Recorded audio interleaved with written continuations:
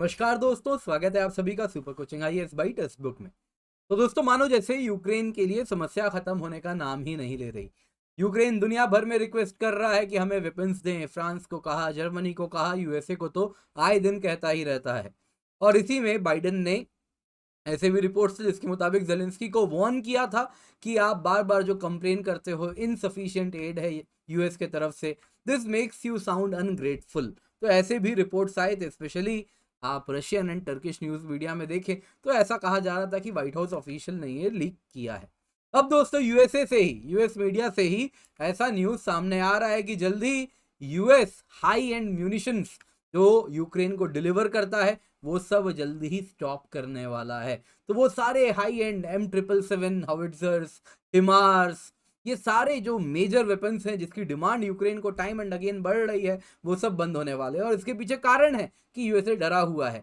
यदि Armageddon scenario हो गया जैसा बाइडेन ने कहा है, यदि वो हुआ तो रशिया के साथ जब सामने सामने की जंग हो जाएगी तब क्या किया जाएगा? तब यूएसए के पास वेपन्स बचेंगे ही नहीं, सब कुछ यूक्रेन पर लुटा दिए होंगे, तो वो क्या करेंगे? तो उस सिचुएशन को ध्यान में रखते हुए अब लगता है यूक्रेन के लिए वेपन्स आने वाले दिनों में जो इजीली अवेलेबल हो रही थी वो और स्लो होने वाली हैं, वो और ज़्यादा मुश्किलों से भरी होने वाली हैं। तो इसी न्यूज़ में अगर आप देखें तो ये न्यूज़ ब्रेक किया है, जो आप देखें तो फॉक्स न्यूज़ ने किया है, एंड उन्होंने कोट किया है डिफेंस सेक्रेटरी लॉयड ऑस्टिन को।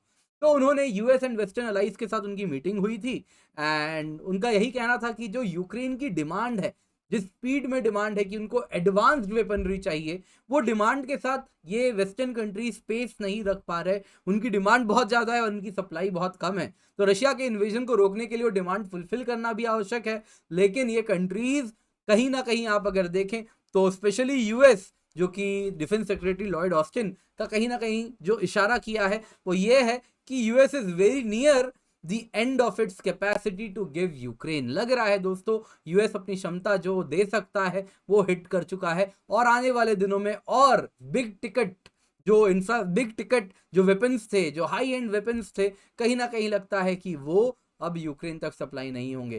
तो ये कह रहा है कि जो यूक्रेन के लिए सप्लाई है आने वाले दिनों में और कम होने वाली है। और व्हाइट हाउस को एक डर है कि यदि एस्केलेशन हुआ तो अपने लिए भी तो वेपन्स बचाने होंगे। तो इसी में अगर आप देखें तो वो कौन से वेपन्स हैं जो सबसे ज़्यादा हिट होंगे, तो ऑस्टिन ने जब अपने करीबन दर्जन भर कंट्रीज़ के साथ मीटिंग कंक्लूड की, और किस पर मीटिंग थी? यूक्रेन की जो एम्यूनिशन नीड है उस पर।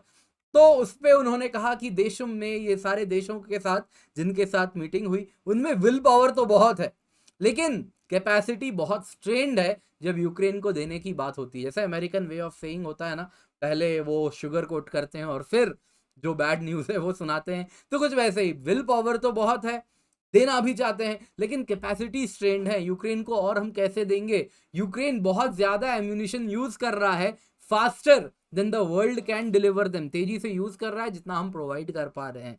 तो यूएस के पास लिमिटेड सप्लाईज हैं। तो जो वेपन्स सबसे ज्यादा हिट होने वाले हैं उनमें से यहाँ पे आप जो तस्वीर में देख रहे हैं दोस्तों, हिमार रॉकेट लॉन्चर्स हैं। उसके बाद आप देखें तो जैवलिन एंटी टैंक मिसाइल है, एंटी एयरक्राफ्ट स्टिंगर्स हैं, और M777 हाउविट्जर्स हैं।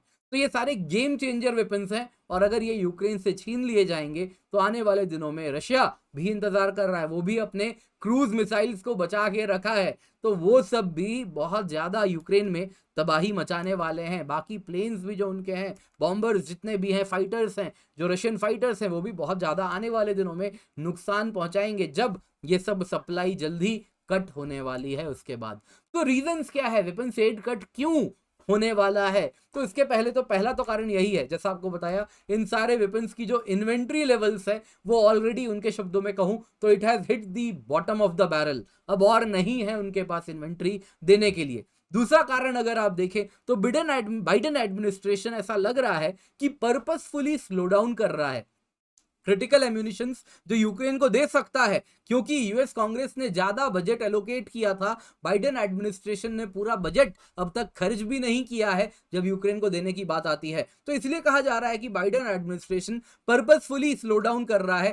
कारण है कि उसको डर है, अगर रशिया से डायरेक्ट कॉन्फ्लिक्ट हो गया, जैसा लास्ट वीक बाइडेन ने कहा भी था कि एक आर्मागेडन सिनेरियो हो जाएगी, यदि रशिया ने वॉर जीतने के लिए टैक्टिकल न्यूक्लियर स्ट्राइक्स यूक्रेन पर कर दिए तो एक फुल फ्लेजेड वॉर हो जाएगी, या फिर रशिया ने किसी नाटो मेंबर को इन्वेड कर दिया तो उस केस में हालांकि उसके चांसेस कम है, लेकिन अगर टैक्टिकल न्यूक्लियर स्ट्राइक होती है और फिर जैसा इन लोगों ने धमकी दी है कि आर्मागेडन सिनेरियो होगी और हम फुल फोर्स से उतर जाएंगे जंग पर, तो उस दौरान यूएसए को अपने पास वेपन्स रखने होंगे और जरूरी है वो वेपन्स इसीलिए बचा के रखे। तो ये अटकलें ज्यादा लग रही हैं।